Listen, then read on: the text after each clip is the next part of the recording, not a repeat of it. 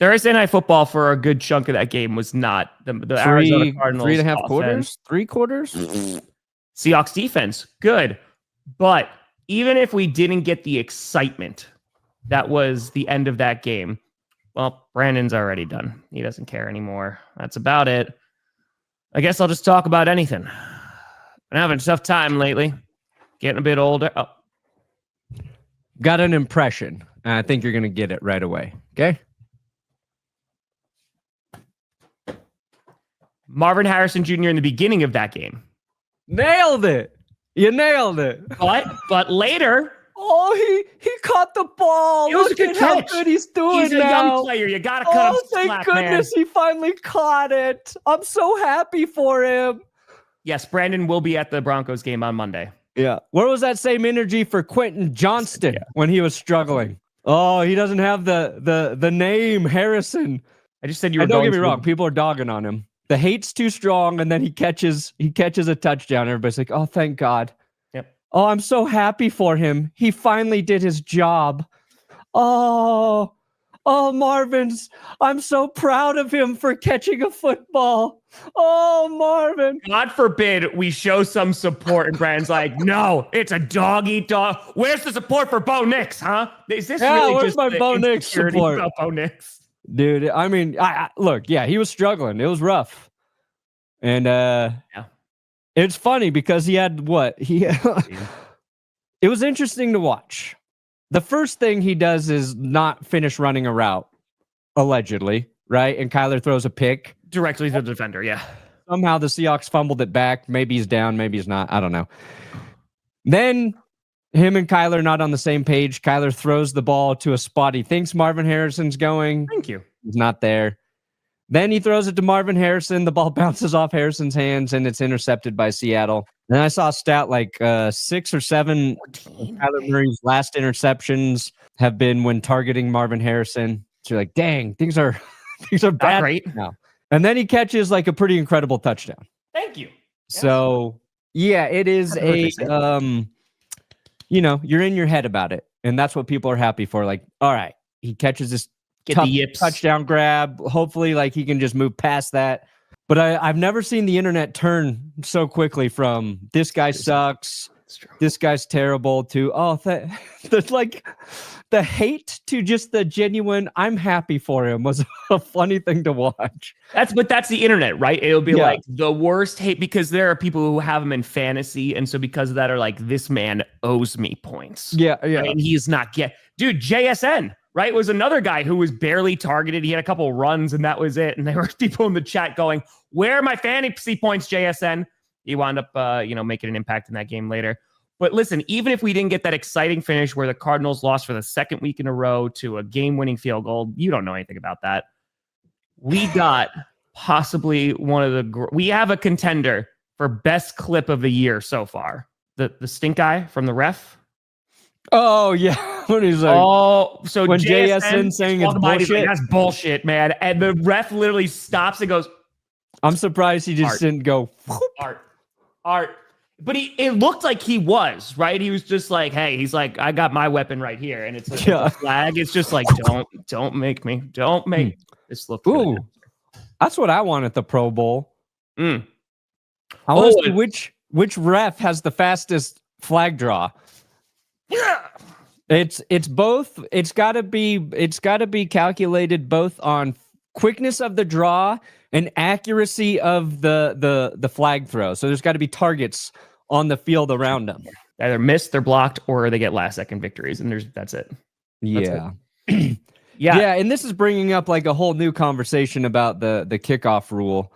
Oh yeah, dude, because holy cow. It wasn't in the drop zone. So because of that, it goes as like a legal procedure like it has been in the past. So back in the day, in case you're brand new watching football, back in my day,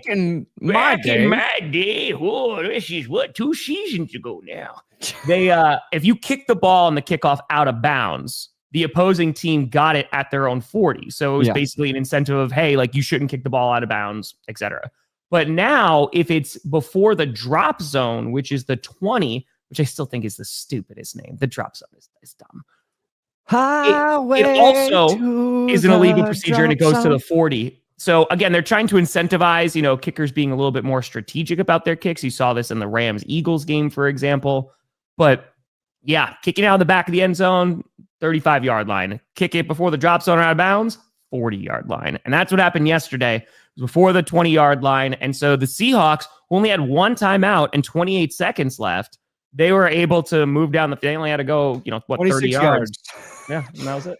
People are annoyed that they had to go 26 yards for a game-winning drive. Now, the argument is just make sure your kicker kicks it inside of the drop zone. Don't miss the drop zone. Mm-hmm.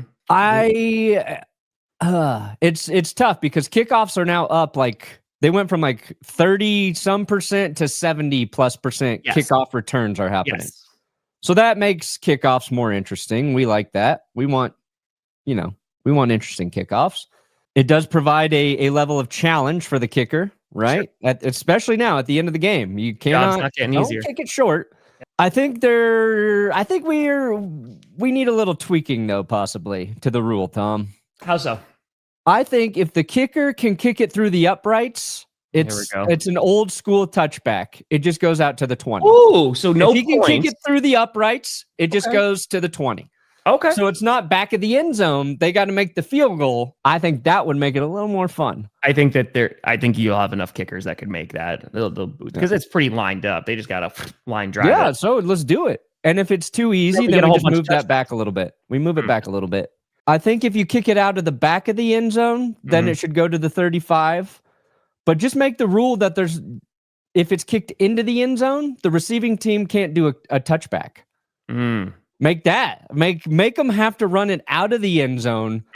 And maybe just do that for the final, 2 minutes of the game at halftime. I don't know. We have a few. That game did turn out to be pretty good in the fourth quarter, right? The offense finally started getting moving for the Cardinals. Made it a little interesting at the end. Heartbreaking way for them to lose. And it feels like just watching this Cardinals team, their defense has definitely gotten better, right? We were talking about that a lot last night.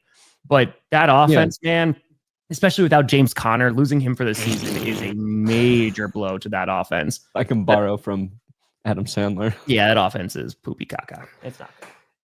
Yeah, you're right. I think happy birthday, Mike.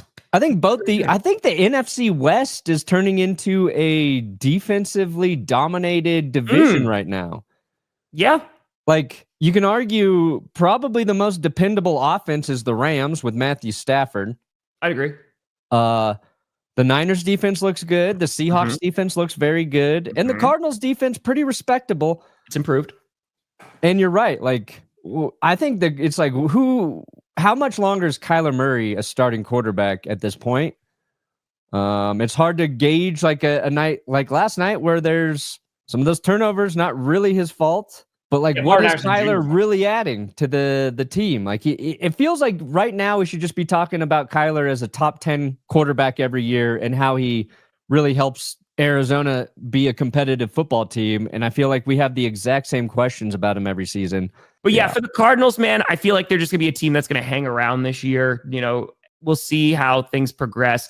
The problem is, and we were talking about this last night, dude, is that let's just say there's been a lot of talk about Kyler Murray the past few seasons of, what is the ceiling with Kyler Murray? It's pretty small just because of the height, but in terms of where they can go, and you can build a team around him 100%.